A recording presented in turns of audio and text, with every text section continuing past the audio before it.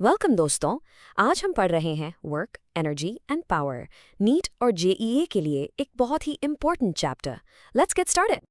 अच्छा, सबसे पहले एक सवाल। सोचो, आप एक दीवार को पूरी ताकत से धक्का दे रहे हो। पूरा जोर लगा दिया, पसीना आ गया। आपको तो लग रहा है कि बहुत काम किया, राइट? बट क्या फिजिक्स की भाषा में सच में कोई वर्क हुआ? इस सवाल को दिमाग में रखो, इसका जवाब अभी मिलने वाला है। तो देखो, फिजिक्स में वर्क का मतलब थोड़ा अलग है। सिर्फ मेहनत करना वर्क नहीं होता। वर्क होने के लिए दो चीजें होनी जरूरी हैं। एक, आप फोर्स लगाओ, और दो, वो ऑब्जेक्ट मूव करना चाहिए। फॉर्मूला है W=FD cos थीटा। सिंपल भाषा में आपका फोर्स और ऑब्जेक्ट का मूवमेंट यानी डिस्प्लेसमेंट दोनों चाहिए। और ये जो cos थीटा है ना, ये बताता है कि आपके फोर्स का कितना हिस्सा मूवमेंट की डायरेक्शन में काम कर रहा है। और ये रहा आपके दीवार वाले सवाल का जवाब। 3 ऐसे केसेस हैं जब वर्क डन 0 होता है। पहला, जब डिस्प्लेसमेंट 0 हो, जैसे उस दीवार के केस में। आपने फोर्स तो लगाया पर दीवार हिली नहीं, सो D 0 और इसीलिए वर्क भी 0। सेकंड, ऑब्वियसली अगर फोर्स ही ना हो। और तीसरा, ये बहुत इंपॉर्टेंट है एग्जाम्स के लिए, जब फोर्स और डिस्प्लेसमेंट परपेंडिकुलर हो, यानी 90 डिग्री पर। सोचो, एक कूली सर पर सामान रखकर प्लेटफॉर्म पर चल रहा है। ग्रेविटी नीचे लग रही है, वो आगे चल रहा है। एंगल हुआ 90 डिग्री, तो वर्क डन बाय ग्रेविटी क्या हुआ? बिल्कुल सही, 0। अब ये एक सुपर इंपॉर्टेंट एग्जाम टिप है। वर्क सिर्फ एक नंबर नहीं है, उसका साइन भी इंपॉर्टेंट है। अगर फोर्स ऑब्जेक्ट को मूव करने में हेल्प कर रहा है, यानी एंगल 90 से कम है, तो वर्क पॉजिटिव, मतलब सिस्टम में एनर्जी ऐड हो रही है। लेकिन अगर फोर्स मूवमेंट को रोक रहा है, जैसे कि फ्रिक्शन, तो एंगल 90 से ज्यादा होगा और वर्क नेगेटिव होगा, मतलब सिस्टम से एनर्जी निकाली जा रही है। ये साइन कन्वेंशन न्यूमेरिकल्स में बहुत काम आएगा। चलो, अब हम वर्क को इस चैप्टर के सबसे बड़े हीरो से मिलाते हैं। ये इस चैप्टर का सेंट्रल पिलर है, द वर्क एनर्जी थ्योरम। ये सिर्फ एक फॉर्मूला नहीं है, ये फोर्स और एनर्जी के बीच का पुल है, द ब्रिज। तो ये थ्योरम कहता क्या है? बिल्कुल सिंपल।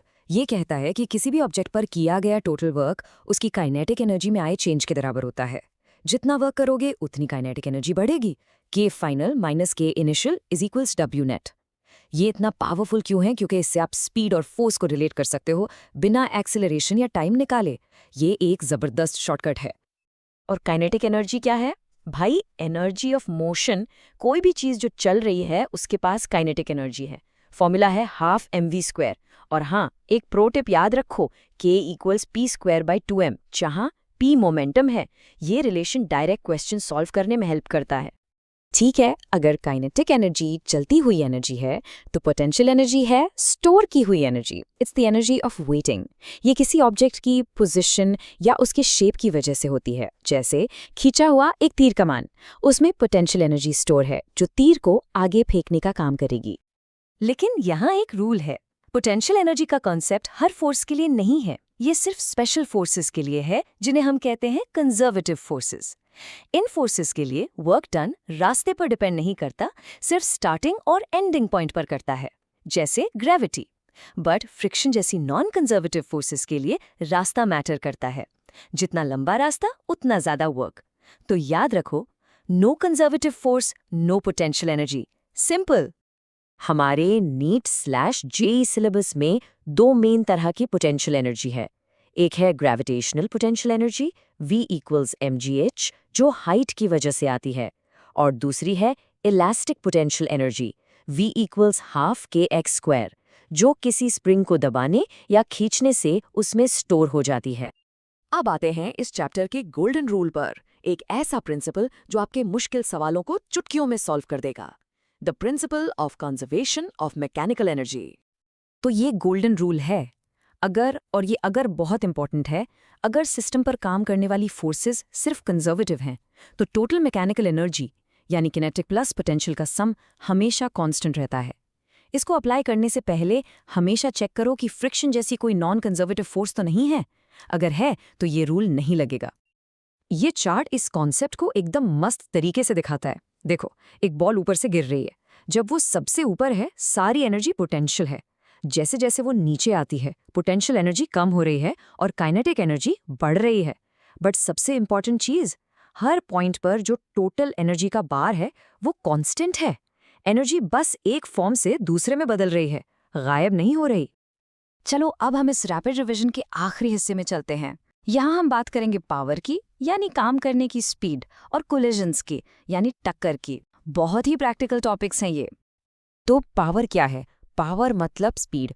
काम कितना किया वो वर्क है, काम कितनी तेजी से किया वो पावर है।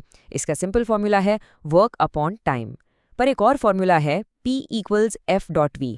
ये इंस्टेंटेनियस पावर निकालने के लिए बहुत काम का है, और यूनिट तो आपको पता ही है, वॉट।